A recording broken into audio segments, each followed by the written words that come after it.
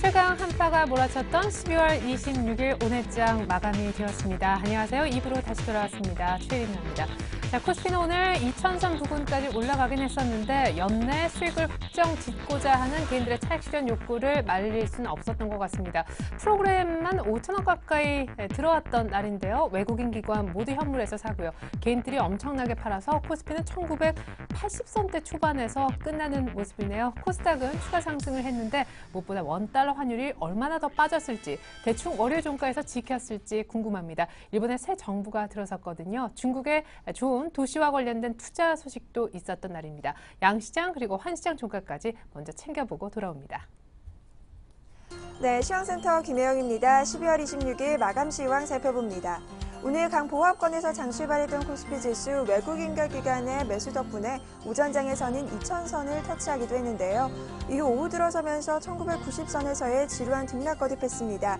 막판 들어서면서 상승폭이 많이 축소된 모습인데요. 오늘 코스피 마감 종가입니다. 0.02%의 오름세 보이면서 1982선에서 장마쳤습니다. 이어서 코스피 수급 상황 살펴보겠습니다. 오늘 기관과 외국인이 동반 매수 우위 나타내면서 지수에 빨간불을 켜며 장마쳤습니다. 기관이 2,507억 원의 매수 우위를, 외국인이 2,408억 원의 매수 우위를 나타냈고요. 하지만 개인 쪽에서 오늘 4천억 원 이상의 차익 실현 매물이 나오면서 지수의 추가적인 상승 흐름을 방해한 하루였습니다. 이어서 코스닥 살펴보겠습니다. 오늘 이틀째 오름세 보인 코스닥 지수 480선에서의 상승 흐름 이어갔는데요. 막판 들어서면서 하락 반전된 모습 포착됐습니다. 오늘 코스닥 마감 종가입니다. 0.20%의 내림세 보이면서 482선에서 장마쳤습니다. 이어서 코스닥 수급 상황 살펴봅니다. 오늘 기관만이 나홀로 매수 우위 나타냈습니다. 기관이 160억 원의 매수 우위 나타냈지만 지수의 상승 반전시키기에는 역부족인 하루였고요. 개인이 81억 원, 외국인이 141억 원의 동반 매도세 보이면서 지수는 하락 반전돼 장마쳤습니다. 이어서 환율 살펴보겠습니다. 오늘 보합권에서 장출발한 환율, 미국의 재정절벽 우려가 여전히 산재한 가운데 뚜렷한 이슈 없이 보합권에서의 장세 펼치나 했지만 이내 오후 들어서면서 하락폭을 늘리기 시작했는데요. 오늘 환율 마감 종가입니다. 1원 하락하면서 1073원 20전에 장마쳤습니다. 이어서 코스피 시가총액 상위 종목 살펴봅니다. 대장주인 삼성전자가 오늘 오전장에서는 상승 흐름 보였습니다. 장중 150만 원을 돌파하기도 했는데요.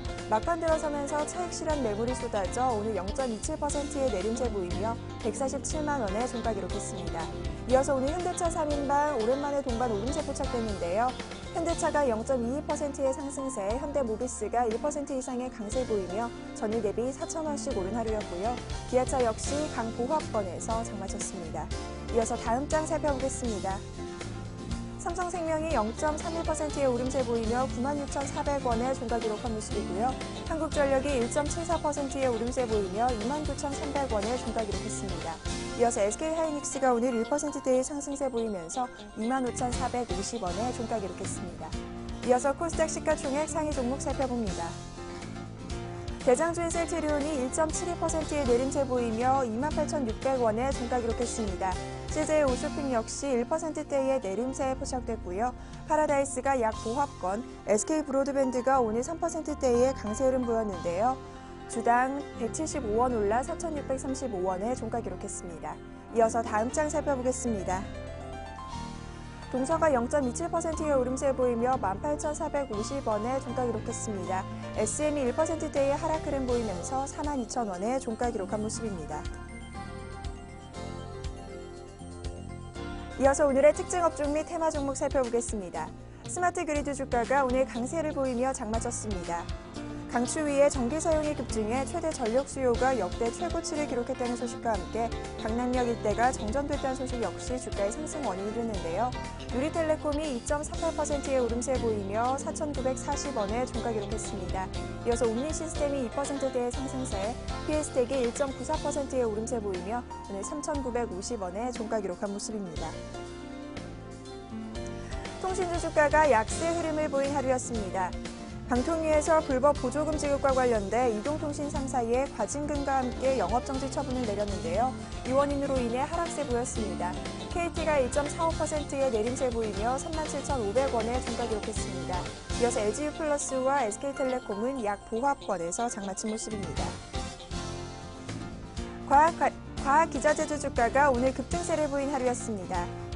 박근혜 대통령 당선인이 인수위원회 인사에서 본격적으로 돌입하자 과학기술부 부활에 대한 기대감이 커지면서 주가의 상승 탄력 받았는데요. 대한과학이 4%대의 강세를 보이며 1,500원의 종가 기록한 모습이고요.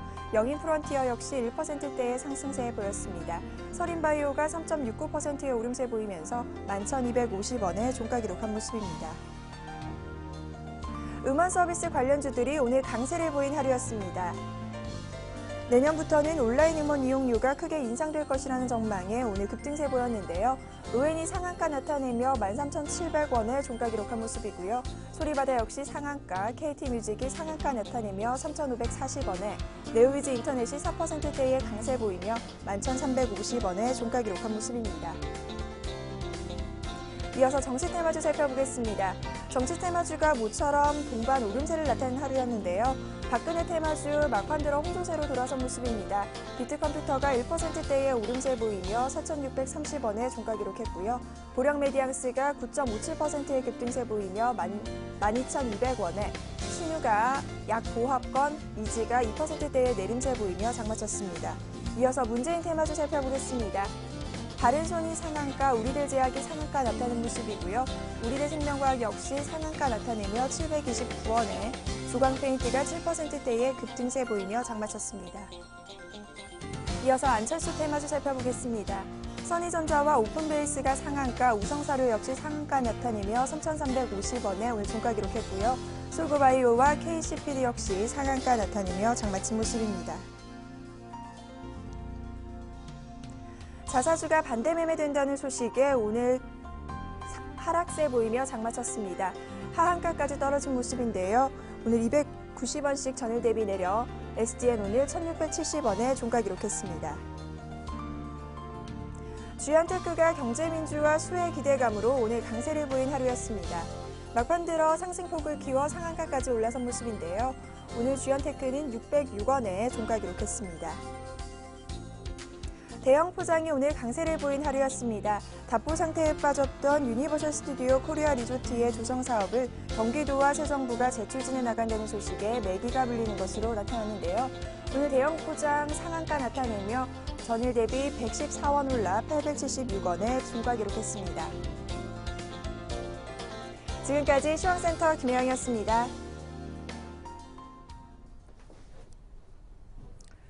네, 오늘 삼성전자가 2% 가까이 오르다가 결국 파란불로 바뀌면서 코스피 상승폭도 같이 좀 확 줄어들었던 것 같습니다. 코스닥은요, 안타깝게도 마지막에 개인들이 배신하면서 이틀 연속 상승에 실패하고 말았네요. 원달러 환율도 예상외로 조금 저점에서 끝났다는 생각이 듭니다. 이런 하락한 1,073원 20전. 여의도로 한번 나가볼까요? NH농협증권 김중원 연구위원 연결합니다. 안녕하세요. 네, 안녕하세요. 네, 장중에 2,000도 넘고 분위기 좋았었는데 막판 삼성전자 때문에 좀 상승폭이 줄거나 코스닥은 하락 반전까지 된 것 같습니다. 간단하게 수급 좋아진 것 같은데 오늘 장 정리부터 부탁드릴게요. 네, 그래도 인상적인 게 외국인과 기관의 동반 매수 이런 모습을 보이면서 말씀하신 것 같이 장중 한때 2,000선까지도 회복했는데 결국은 강보합으로 좀 마감했습니다. 그래서 좀 안타까운 부분이지만 업종별로 보면 의료 정밀, 전기가스, 의약, 운수, 창고 업종이 상대적으로 강세를 보였고요. 반면에 이제 통신, 섬유유복, 건설 업종 같은 경우에 상대적으로 약세를 기록했습니다. 자, 이제 사실은 28일이 이제 사실상 폐장일이고 하니까 얼마 안 남았는데 내년도 1월 효과가 있느냐 없느냐 의견들이 아주 분분합니다. 긍정적인 의견이 훨씬 더 우세한 것 같은데 4분기 실적이 조금 마음에 걸리거든요. 어떻게 전망하시는지요? 네, 그렇습니다. 1월 달에는 글로벌 유동성 효과 기대 그리고 신정부 출범이라는 두 가지 긍정적인 부분이 있어서 결국 그 말씀하신 것 같이 4분기 실적 우려를 딛고 12월에 이어서 추가 상승을 좀 기록할 수 있을 것 같습니다. 그래서 1월 코스피를 1920에서 한 2070 정도로 예상하고 있는데요. 말씀드린 것 같이 2013년 1월 그 새 정부 출범에 대한 기대가 존재할 수 있는데 지난 13대부터 16대 때까지 신정부 취임 첫 해 코스피 상승률을 보면 평균 44.8%의 높은 수익률을 기록했고 1월에도 20% 가까운 상승을 기록했습니다. 이제 다만 이제 2008년인 17대 이명박 대통령 취임 첫 해는 코스피가 40.7% 하락하기도 했지만 이는 글로벌 금융 위기가 원인이었던 만큼 좀 예외적인 상황으로 해석해야 될 것 같고요. 또한 이제 박근혜 당선인 같은 경우에도 이제 보수주의 신자유주의 정책에서 벗어나 작은 정부 대비 큰 정부, 보편적인 복지를 지향한다는 점에서 적극적인 경기 부양 기대가 존재할 수 있을 것 같고 이런 부분이 1월 증시에도 반영되면서 13대에서 16대까지 보였던 그런 높은 좀 상승률을 같이 기록할 수 있지 않을까라고 보고 있습니다. 그래서 우려했던 것 같이 4분기 실적 전망은 삼성전자를 제외할 경우에는 지속적으로 좀 하향 조정되고 있어서 1월 실적 시즌에도 그 4분기 실적 발표가 썩 좋을 것 같지는 않지만 1월 실적 발표에 따른 증시 영향은 좀 제한적일 걸로 보입니다. 통상 4분기 실적이라는 것이 일회성 비용이 반영되기 때문에 2009년 이후의 4분기 실적을 보면 모두 다 전망치를 하회했습니다. 작게는 10%, 많게는 40% 정도 하회했는데 이런 부분이 있다 보니까 실적 발표가 전망치에 부합하지 못하고 부진할 경우에도 증시 영향은 상당히 좀 미비했던 걸로 나타나고요. 또 시장은 실적보다는 아무래도 지난 실적보다는 새 실적에 관심이 많기 때문에 4분기 실적 부진에 따른 증시 영향은 좀 제한적일 수 있을 걸로 보입니다. 투자 전략은 계속해서 외국인 선호가 높고 이익 수정 비율이 상대적으로 좀 양호한 IT 업종에 대한 비중 확대 전략을 계속해서 나가는 것이 바람직할 것 같고 반면에 이제 경기 방어주인 필수 소비재, 통신, 유틸리티 같은 경우에 비중 축소, 소재와 산업재 등 경기 민감주 같은 경우에는 코스피 고점 전후로 좀 차익 실현을 해보는 것을 고려할 필요가 있어 보입니다. 예, 이제는 방어주 비중 좀 줄이고 민감주 쪽으로 조금 더 채워가다가 코스피 시장이 고점 찍으면 그때 좀 산업재는 현금화 해보자라고 하셨는데 이쪽 소재 산업재가 4분기 실적은 안 좋은 건데 지금 뭐로 올라가고 있는 건가요? 경기 회복의 기대감과 유동성 효과입니다. 이제 예. 고베타 업종이 되다 보니까 지수가 반등하겠고 상대적으로 2012년 내내 소외를 받다 보니까 이들 업종 중심으로 좀 반등하고 있는데요. 그러다 보니까 코스피 지수 고점 이후에는 추가 상승에 대해서 실적 전망 자체가 좋은 거가 아니기 때문에 크게 기대하기 힘들 것 같고 일단 유동성 효과 그리고 신정부 기대감이 좀 이제 반영되고 나면 그때는 아무래도 좀 비중을 좀 줄이고 연간 내내 지금 전망 자체가 좋은 좀 IT 쪽으로 계속 좀 비중 확대해가는 것이 좋지 않을까라고 보고 있습니다. 예, 그럼 1월만 놓고 보면 결국 코스피 한 2070 부근 정도만 산업재가 같이 갈 수 있다. 좀 큰 그림에서 이런 생각하시는 거네요. 그렇죠. 이제 2052 4분기 고점이었으니까 그 전후인 네. 2070 정도쯤에 좀 경기 민감주 비중을 좀 줄여 나가는 게 좋지 않을까라고 보고 있습니다. 예, 1월달 전략까지 아주 깔끔하게 감사합니다. NH농협증권 우리 김중원 애널리스트의 분석이었습니다. 감사합니다. 감사합니다. 네, 계속해서 수급 분석 들어볼까요? 샘플러스 남은우 원장님 이어서 만나보죠. 안녕하세요. 예, 안녕하십니까. 네, 안녕하세요. 오늘 외국인이 오늘까지 또 기관도 오늘 엄청 샀고 프로그램이 얼마나 들어온 건가요? 예, 오늘 무려 프로그램만 5,500억 정도가 들어왔습니다. 반면 개인의 경우에는 4,700억 정도의 순매도를 오늘 장중 보였는데요. 아무래도 내일이 이제 권리락 지점이고요. 오늘까지 매수 한자만이 이제 배당을 받을 수 있는 부분이거든요. 그간 외국인들이 12월 강력한 매수 기조를 보였음을 생각해 본다면 역시 배당 낚일 전까지는 매수 기조를 보일 가능성이 굉장히 좀 컸다 이렇게 볼 수가 있겠고요. 이런 흐름들 속에서 역시 오늘 같은 경우에는요, 외국인들과 기관들이 모두 배당 투자를 일정 부분 염두에 둔 프로그램 매수세를 상당히 좀 많이 보였다 이렇게 평가를 할 수가 있겠습니다. 그렇기 때문에 개인만이 4,700억 정도의 순매도로 나타날 수밖에 없을 것이고요. 외국인, 기관은 모두 2,400억대 매수를 보였는데요. 장중 계속해서 개인들은 팔아나가는 흐름들이 나타났다면 외국인과 기관의 경우에는 지속적으로 매수 패턴을 보였습니다.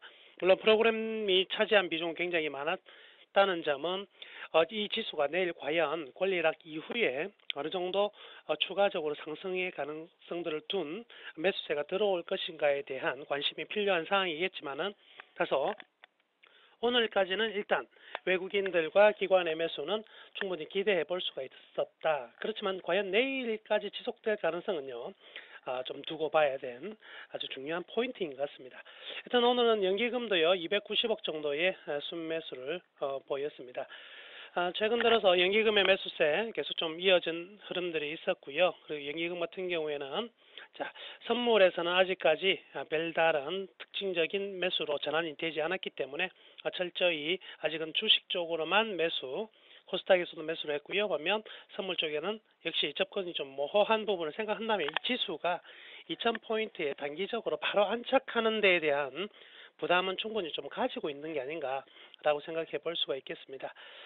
업종별 흐름들을 보면은요, 역시 오늘 개인들이 나홀로 팔자에 나섰기 때문에 전체적인 업종이 모두 외국인 기관 매수로 잡혔는데요. 특히 전기전자 업종에서의 매수세, 외국인 기관 아주 강력했고요. 일단 운송 장비 업종에서도 연기금을 비롯한 기관과 외국인의 매수세 상당히 좀 강했습니다.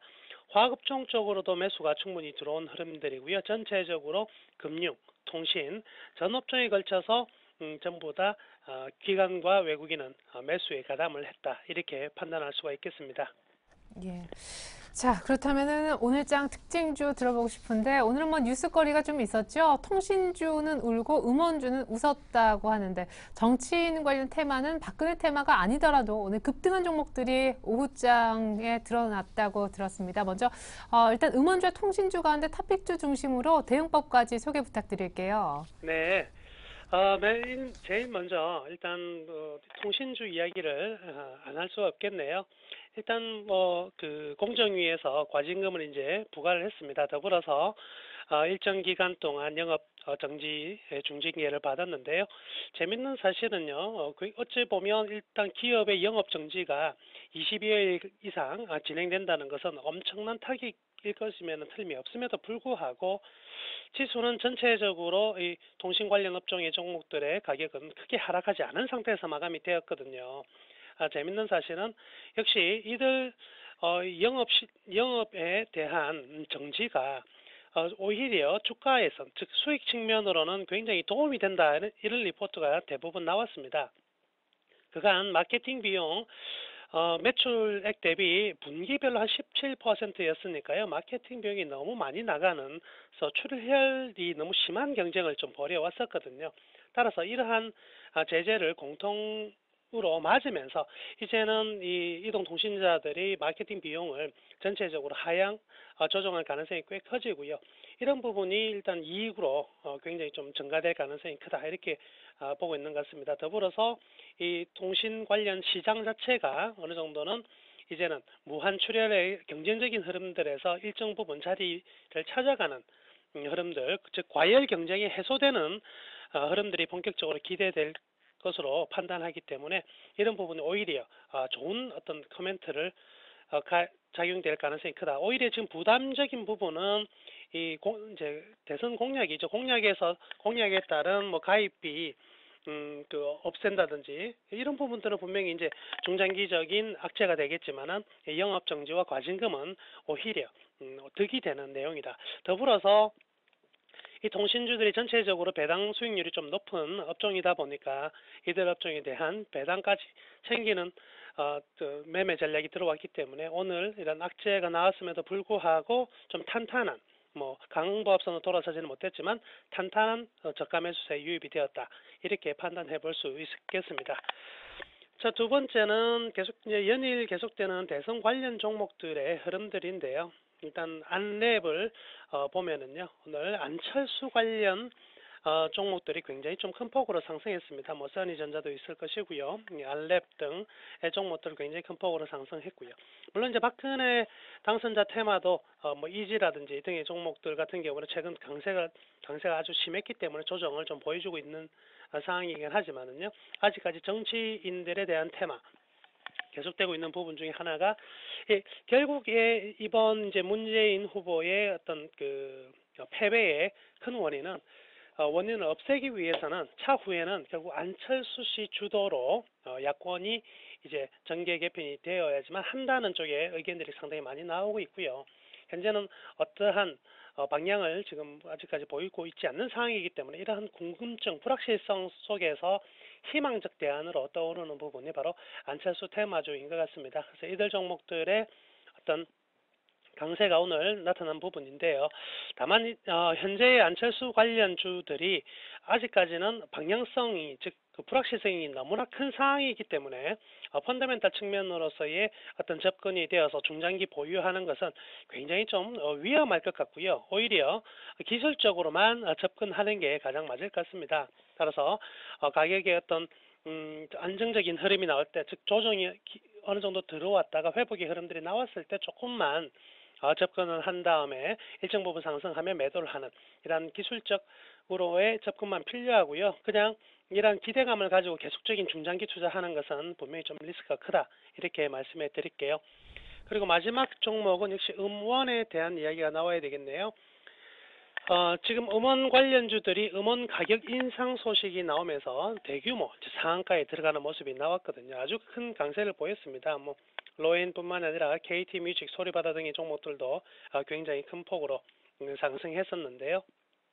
이번 음원 사용료에 대한 인상 부분은 역시 가장 크게 작용한 이벤트는요, 아무래도 싸이의 어떤 글로벌 어떤 성공이라고 볼 수가 있겠네요. 그래서 해외 음원 가격과 국내 음원 가격을 비교했을 때 급격히 떨어져 있는 국내 음원 가격에 대한 재평가가 이루어졌다고 볼 수가 있고요.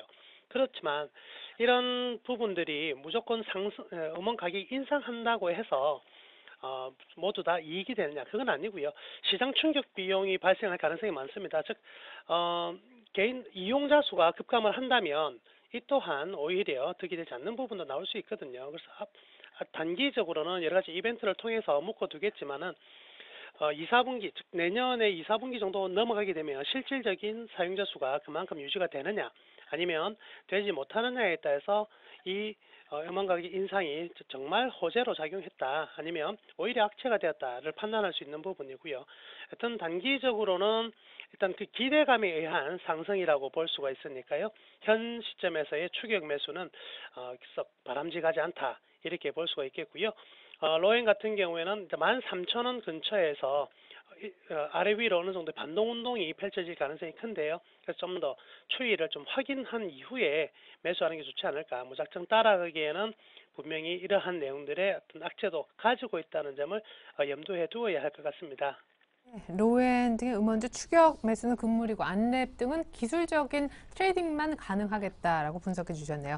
앞서서 LGU 플러스 위시에서 통신주 얘기도 오늘 악재에 불구하고 조정 시 매수 의견 주셨는데, 이제 슬슬 경기 민감주 중심의 포트 어떤 확대 주문도 많이 있는 와중에 방어주의 대표격이라 할 수 있는 통신주를 사도 괜찮다고 보시는지요?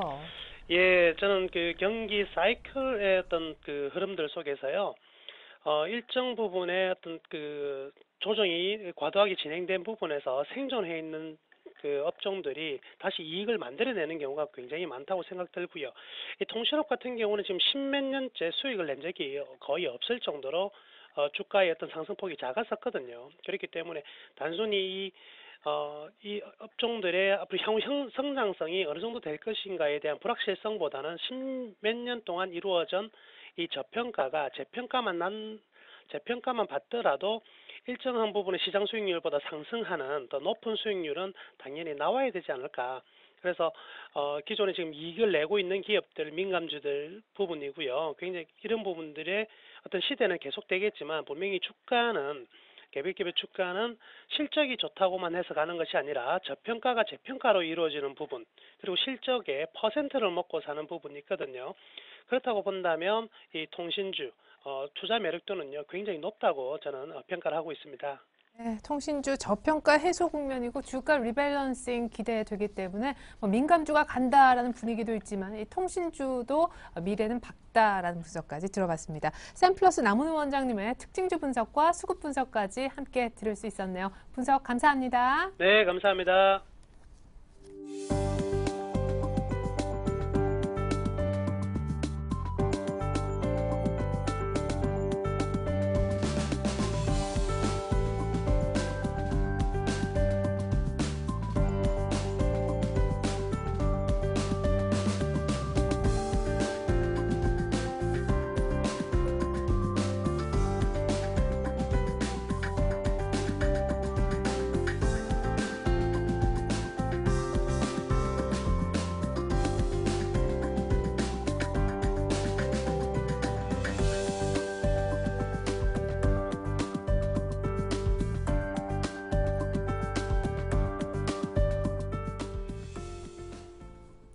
네.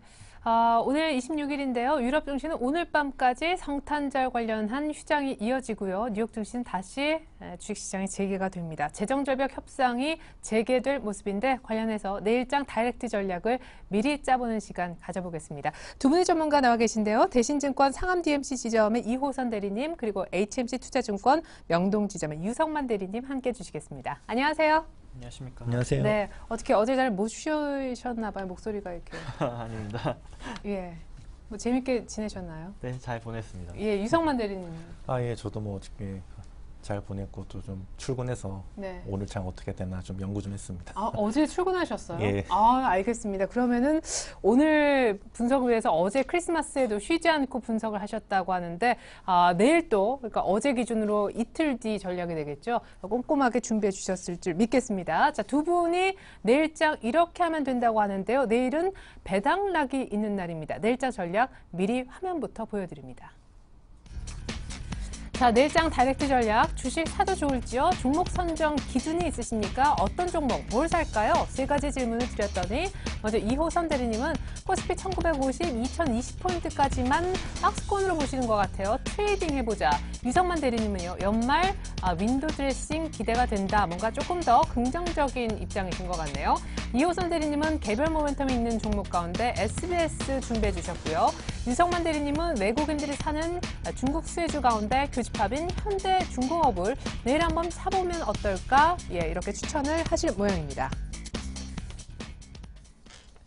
자, 이호선 대리님부터 상세한 이유 들어보기로 하죠. 자, 내일 주식 살까요? 하니까 지금 코스피가 1980, 오늘 사실 2000까지 또 한 번 갔었는데 잘 가봤자 한 2020포인트라시면서 그냥 트레이딩 정도만 하자. 약간은 보수적으로 보시는 것 같네요. 네, 맞습니다. 보수적으로 제가 장을 좀 보고 있는데요. 일단 기존의 코스피의 차트를 좀 보시면은 상단 지점이 2020 부근에서 일단 한번 걸리고 바닥권은 21선이 근접한 1950선에서 한 번씩 이제 좀 방향성이 나왔었는데요. 이번 장도 크게 변하진 않을 것 같습니다. 문제는 이제 뉴스거리를 좀 보셔야 될 것 같은데요.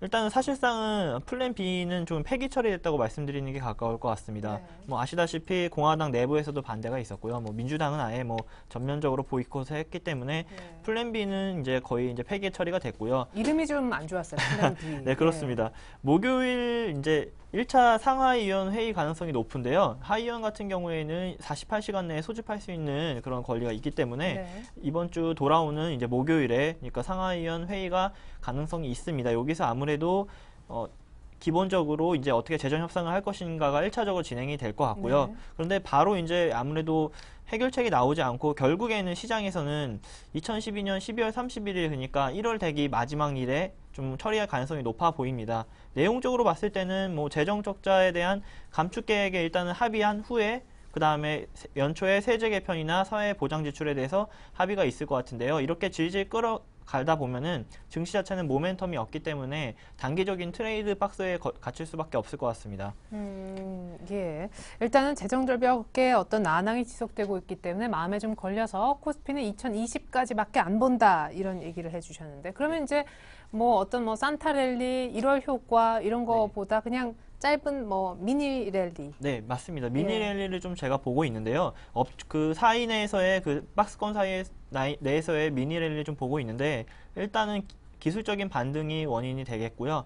두 번째는 중국 경기에 대한 회복 기대감 때문에 민감주들이 그래도 만약에 빠지게 된다면 다시 한번 나갈 수 있는 자리를 만들어줄 것 같습니다. 세 번째로는 일시적 재고 순환이 요새 조금 지속이 되고 있는데 이것이 장기간이 되려면은 실제적으로 경제 자체가 좀 좋아져야 되기 때문에 그런데 지금 경제 지표상으로서는 이제 아직까지는 부족하거든요. 그렇기 네. 때문에 뭐 큰 랠리는 나올 것 같지는 않고요. 뭐 조금씩 이제 빠졌다가 민감주가 조금 뭐 장기간에 10% 정도씩 오르는 미니 랠리가 이제 나타날 것으로 예상이 되고 있습니다.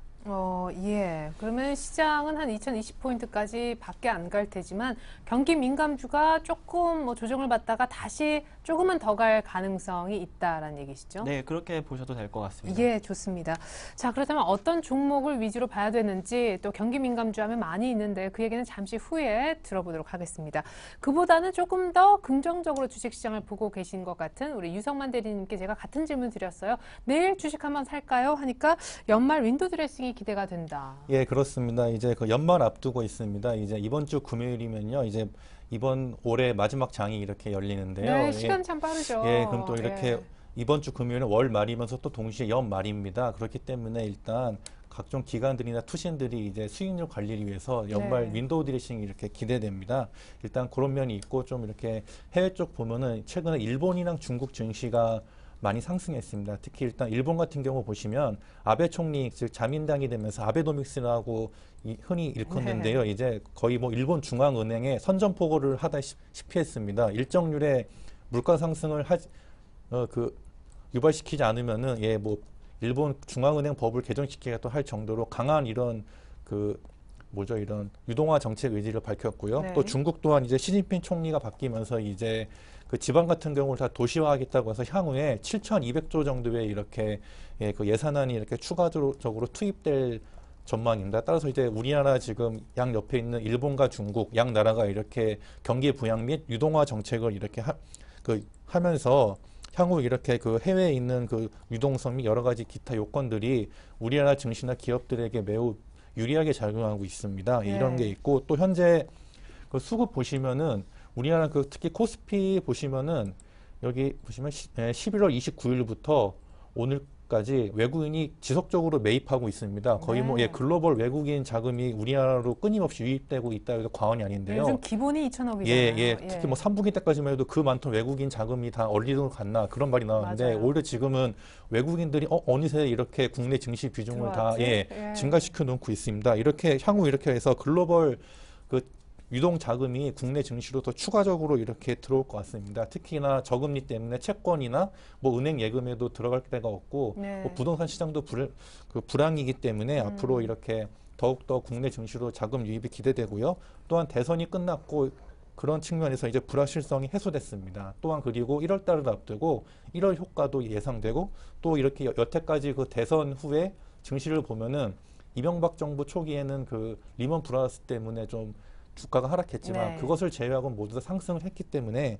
이러한 여러 가지 봤을 때 본격적인 유동성 장세의 시작 국면이라고 저는 생각됩니다. 예, 그러면 본격적인 주가 상승의 어떤 초입이 아닌가? 그러면 코스피 얼마까지 보시는 거예요? 뭐 한 1월 달까지를 가정했을 때. 예, 저는 일단 1월 달 단기적으로는 한 70, 80 정도까지도 갈 수 있지 않나 이렇게 봅니다. 근데 저는 좀 1월 단기적보다도요, 올 상반기 크게 봤을 때 한 2200선까지도, 그러니까 즉 2200, 300, 즉 작년 4월 달이죠. 네. 그때 이제 한 채 코스피 증시가 랠리를 갔을 때 그 정도로 가서 그 이상까지도 추월할 수 있지 않나. 이제 아마 우리나라 증시에 있어서 신고점을 돌파할 때가 오지 않았나 저는 이렇게 생각됩니다. 예, 그렇군요. 내년 상반기 뭐 2200 정도도 기대가 된다 이렇게 얘기를 해주셨는데, 자, 문제는 내일 이제 배당 락 있는 날이라서요. 이 부분 잠깐 좀 짚고 넘어갈 것이요. 혹시 수급이 조금 단기적으로 꼬이지 않을까, 매물 압력이 나오지 않을까. 특히나 유성만 대리님께서 방금 전에 이제 수급이 너무 좋아지고 있다라고 얘기를 해주셨는데, 배당 먹고 소위 이제 튀는 그런 세력들은 없을까요? 그러니까 일단 지금 당장 오늘이 배당 기준일이기 때문에 네. 내일 당장은 좀 전체 지수가 하락할 수 있을 겁니다. 근데 오히려 그런 게 오히려 제가 보기에는 앞으로 긴 상승 랠리 전에 아주 좋은 이런 저가 매수 시점이라고 생각합니다. 그렇기 때문에 내일이야말로 정말 고객님들 중에 오늘 보유한 주식을 이 차익 실현하셨거나 아니면 네. 현금 보유하고 계시면 그 어느 때보다 좋은 매수 기회가 되지 않을까 저는 이렇게 생각됩니다. 예, 보통 이제 배당락 그거 때 조금 빠졌다가 다시 회복되는가 봐요. 예, 그렇습니다. 예, 알겠습니다. 자, 내일이 정말 다시 오지 않는 그런 매수 찬스가 될 수도 있다라고 하니까 뭘 사면 좋을지 종목 기준이 더 중요해지는데요. 이호선 대리님은 개별 모멘텀 종목, 아까는 경기 민감주 얘기하실 분위기였는데. 개별 모멘텀이랑 일단 중국 경기 민감주에 대해서 둘 다 한번 보셔야 될 것 같은데요. 네네. 개별 모멘텀을 말씀드렸던 이유는 제 생각에는 코스피가 일단은 새로운 어떤 좋은 뉴스가 나오려면 시간이 좀 걸리기 때문에 단기적으로 뭐 이번 주나 다음 주, 그리고 다다음 주까지는 전체적인 뭐 모멘텀이 없기 때문에 개별적으로 관심을 좀 가지실 필요가 있을 것 같습니다. 뭐 모멘텀이라고 하면은 지금은 일단은 새로운 정부에 들어서면서 어떻게 보면은 정책 수혜자가 될 수도 있겠고요. 그 밖에 수급이라든지 외국인 뭐 갑자기 뭐 계약 건설이 계약이 있다든지 아니면은 이렇게 공시가 나올 정도로 차트를 미리 좀 갖춰놓는 종목들을 좀 보셔야 될 것 같습니다. 두 번째로는 이제 저도 이제 경기 특히 중국 경기 민감주에 관심을 좀 가지셔야 될 것 같은데요. 네. 많은 종목들이 이제 사실은 민감주라고 말씀드릴 수가 있는데 그 중에서 중국과 연결된 경기 민감주는 사실 철강이랑 화학이 가장 큰 수혜주인 것 그렇죠. 같습니다. 네. 뭐 여러 가지로 제가 말씀을 드릴 테지만 지금 일단 중국 제조업 구매 관리자 지수가 2개월 연속 상승 추세로 있거든요. 네. 이것이 이제 경기 부양에 대한 그 기대감을 일단 부추기고 있는 것이 사실이고요. 그리고 이런 이제 기대감에서 이제 이게 실제 기업이익으로 투영될지는 1월 중순이 나와봐야 전체적으로 이제 가시권이 나올 것 같습니다. 특히 이제 즉 이제 1월 중순에 지나봐야 이제 이게 장이 오를지 내릴지에 대한 분기점이 나올 것 같은데요. 이때까지는 제가 볼 때는 단기적인 좀 트레이딩 매매로 하시는 게 옳지 않나 생각이 들고요. 그렇게 보셨을 경우에는 지금 일단은 중국 관련된 경기 민감주에는 그 기계라든지 해운, 조선, 건설은 포함되어 있지 않기 때문에 이쪽을 조금 관심 있게 보시는 것보다도 최근에 철강, 철강이나 화학이라든지 특히 중국에 포커스를 맞춰서 매매를 해보시는 게 좋을 것 같습니다. 예, 자, 언제나 이제 관심 종목 한 4선, 5선 정도 추려 오시는데 오늘도 네. 준비해 주셨죠? 네, 맞습니다. 뭐 계속 이제 중국 민감주라든지 이제 관심 종목으로 좀 더 보실 거를 말씀드리려고 그러는데요. 계속 꾸준히 제가 말씀드렸던 게 GS랑 S-OIL입니다. GS 같은 경우에는 오늘 뭐 전력 부족에 대해서 관심을 네. 가져라 할 정도로 좀 이제 전력 부족에 대한 내용이 나왔는데요. 지금 GS 파워랑 GS EPS가 이제 전력 부족 현상으로 가동률이 증가하고 있어서 실적 개선이 일단은 무조건 이어질 것 같고요. 그리고 GS 홈쇼핑이 이제 중국 진출을 했는데 뭐 중국 민감주를 지금 주목하라고 말씀드렸듯이 중국 내수주도 한번 관심 있게 보시면 좋을 것 같습니다. 이제 여러 가지 자회사들이 이제 성장성이 좀 부각되고 있는 면이 있기 때문에 좀 GS는 관심 있게 조금 만약에 내일 배당량이 좀 빠지더라도 네. 추가적으로 관심 있게 보셔도 될 것 같고요.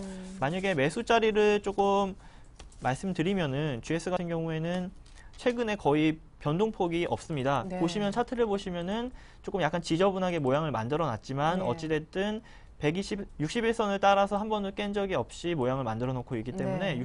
61선 근처에서는 매매를 하셔도 괜찮을 것 한 같습니다. 7만 원 부분. 네, 예. 그렇습니다.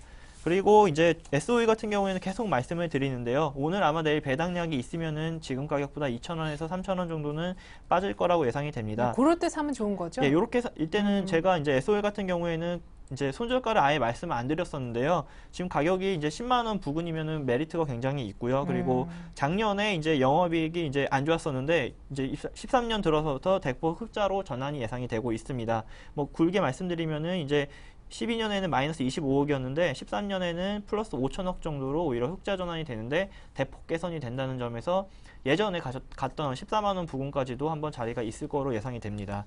이 밖에 오늘 다른 종목을 한 두 가지 정도 갖고 와봤는데요. 네. 하나는 아이디스라는 종목입니다. 이거는 지금 개별 모멘텀이 있는 종목이라고 말씀드릴 수가 있겠는데요. 네. 처음 들어보시는 분들을 위해서 제가 간단하게 설명을 해드리면은 디지털 이제 영상 저장 장치입니다. 이게 무슨 얘기냐 하면은 감시 카메라로 찍은 영상을 이제 디지털 신호로 변환시켜줘서 이게 이제 하드디스크에 저장할 수 있게끔 만든 그런 프로그램 장치인데요. 그럼 보안하고 예, 보안과 이제 특히 연관이 있을 것 같습니다. 뭐 네네. 최근에 이제 새로운 정책 수혜주로 아동 및 청소년 보호를 위해서 CCTV를 많이 늘리겠다라는 이제 얘기가 나왔는데요. 정말 학교에도 다 설치하고. 네, 맞습니다. 예. 이게 글로벌 탑3 업체고 국내 점유율 1위입니다. 국내 시장 점유율이 56% 정도 차지하고 이제 주요 매출처를 보시면은 삼성 테크인이랑 S1 중에 이제 굴지적인 회사에 이제 납품하고 있기 때문에 전혀 문제가 되지 않을 것 같고요. 가장 먼저 실적을 좀 다시 말씀드려야 될 것 같은데 3분기로 따졌을 때 누적 기준 매출이 이제 1,147억, 그다음에 영업이익이 252억인데요. 이게 연간 컨센서스를 잡으면은 벌써 한 85% 정도를 둘 다 이룩했기 때문에 4분기에는 이제 연간의 그 목표치보다도 훨씬 더 많이 갱신할 걸로 예상이 되고 있고요. 영업이익률이 조금 굉장히 높습니다. 22% 정도 되기 때문에 회사가 좀 성장할 수 있는 모멘텀도 좀 많이 갖춘 것 같습니다. 마지막으로는 파라다이스인데요. 네. 그 아시다시피 최근에 좀 많이 빠졌는데 많이 빠졌죠. 이제 이게 제가 볼 때는 카지노의 안정적인 고성장세가 유지가 되고 있고 최근에 수급이 굉장히 잘 들어오고 있습니다. 수급을 잠깐 보여드리고 이제 말씀을 드리면은 뭐 쌍끌이도 네, 최근에 뭐 예. 쌍끌이 위주로 그리고 외인과 기관이 이제 음. 매도세에서 매수세로 변환하고 있기 때문에 그리고 네. 고배당 주기 때문에 내일 좀 가격이 조정이 있으면은 네. 충분히 전고점이 2만 원 부근까지도 좀 보셔도 될 것 같습니다. 예, 알겠습니다. 이렇게 해서 관심 종목 4선, GS, SOL, 아이디스, 그리고 파라다이스. 아이디스 얘기가 참 인상적이었는데 아까 차트 열어보니까 또 신고가 달리고 있더라고요. 자, 유성만 대리님은 내일이 주식 사기 아주 좋은 기회가 될 것이다 라고 하셨기 때문에 더 기대가 됩니다. 어떤 종목을? 이제 연구 결과를 좀 얘기해 주시죠. 예, 일단 제가 보니까요. 저는 일단 그 외국인 매수세가 일단 수반되면서 일단 중국 경기 그 부양에 대한 전 수혜주, 요 교집합이 이렇게 성립된 전 종목들로 했고, 전 네. 무엇보다 이제 내년 상반기는 이제 대형주, 즉 코스피 위주의 전 장세가 이렇게 실현될 거라고 저는 생각됩니다. 그래서 저는 오늘은 이렇게 코스피 대형주를 이렇게 저는 좀 들고 나왔습니다. 그래서 일단 제가 종목 3개를 추려봤는데 네. LG화학, 현대제철 그리고 현대중공업입니다. 예. 예, 일단 LG화학 보시면은 뭐 전통적인 일단 중국 경기 관련된 수혜주입니다. 네. 예, 아무래도 중국이 이렇게 내수 부양을 하게 되면 가장 먼저 늘어나는 게 화학 관련된 수요인데요. 일단 그에 따라서 가장 화학의 대장주인 LG화학, 예, 일단 한번 수급 한번 보시면 외국인들이 이렇게 꾸준하게 매집하는 모습 보실 수 있습니다. 예, 뭐 이거 거의 이게 또 좀 그 코스피가 올 11월 29일부터 외국인이 계속적으로 매집했는데요. 그거랑 이렇게 똑같은 맥락 보이고 있습니다. 올 11월 29일부터 외국인이 하루도 빠짐없이 매집하는 모습 보이고 있는데 이렇게 기본적인 수급이 받아주고 거기에다가 이제 중국 경기 부양될 경우 가장 먼저 이렇게 민감하게 반응하는 네. 예, 주로 할 수 있습니다. 그 다음 보실 게 이제 현대제철인데요. 네, 아까 얘기하셨던 뭐 철강, 화학 이제 예, 종목 비슷하시네요. 그렇습니다. 예. 일단 현대제철 같은 경우는 뭐 똑같이 이것도 LG화학처럼 중국 경기 부양될 경우 가장 먼저 철강 수요가 일단 늘어납니다. 네. 근데 또 현대제철은 왜 제가 포스코를 놔두고 현대제철을 했냐면 네. 이거는 일단 현대차 그룹에 있기 때문에 기본적으로 그 자동차 관련된 안정된 이런 공급처를 가지고 있습니다. 이게 안정적인 공급처를 가지고 있다는 거는 이 기업 입장에서 그 연초에 이렇게 생산 계획이나 여러 가지 재고 관리에 있어서 매우 네. 유리한 측면을 가지고 있습니다. 또한 그의 마케팅 비용이나 여러 가지 면에 있어서도 비용 절감이 가능하고요. 네. 또한 이렇게 또 현대제철 같은 경우는 뭐 그 외 현대 하이스코나 현대 비엔지 스틸과 같은 여러 가지 또 계열사랑 네. 또 추후에 또 합병까지 하게 될 합병 가능성이 있기 때문에 그럴 경우는 더더욱이 더 이렇게 시너지 효과도 기대할 수 있습니다. 이렇게 네. 여러 가지 면에서 역시 외국인들이 좀 매집. 예, 그렇습니다. 네. 예, 이것 또한 이렇게 현대제철도 수급 보시면은 12월 초부터 지속적으로 외국인들이 이렇게 매집하는 모습 보이고 있는데요. 네. 예, 그러니까 이렇게 외국인 매집이 일어나고 또 중국 경기 부양 시 가장 일단 경기 민감주로서 예, 네. 모멘텀을 받지 않을까 이렇게 생각됩니다. 네, 그러면은 참고로 LG화학하고 현대제철 얘기하셨는데 지금 사실 바짝 올랐다는 의견도 많이 있습니다. 근데 지금 사서 뭐 중장기 얘기하시는 거예요? 아니면은 중장기 투자 관점에서? 아, 예, 일단 이런 그 중국 관련된 경기 민감주에 대해서 두 가지 설이 있습니다. 네. 지금 당장 기술적 반등이기 때문에 빨리 차익 실현해야 된다는 그러니까요. 것도 예. 있고요. 근데 저 같은 경우는 이제 시작이라고 생각합니다. 저는 이제 비로소 이제 요 철강이나 화학, 조선 이런 주가 비로소 이제 본격적으로 상승 모멘텀 탔기 때문에 여기 보시면 이렇게 기술적으로 보시더라도 이미 61선, 120선 다 이렇게 뚫고 나서 네. 이제 비로소 자리 잡은 모습을 보였기 때문에 저는 이제부터 들어가는 게 오히려 안정적으로 다 이미 상승을 확인하고 될 수 있지 않나 생각됩니다. 네.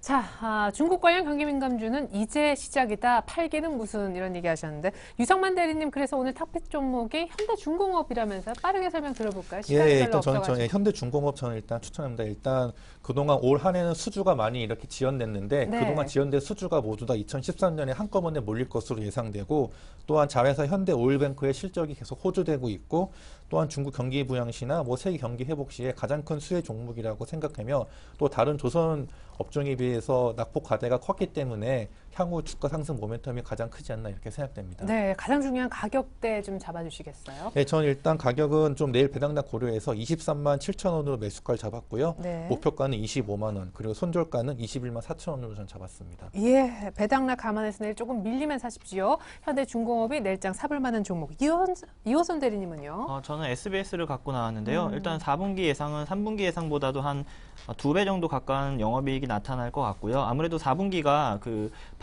광고 판매율에 대해서 이제 많이 나오는 시기이기 때문에 이익 개선이 조금 예상이 되고 있습니다. 그리고 이제 내년 1분기에도 이제 드라마 라인업이 좀 기대가 되는데요.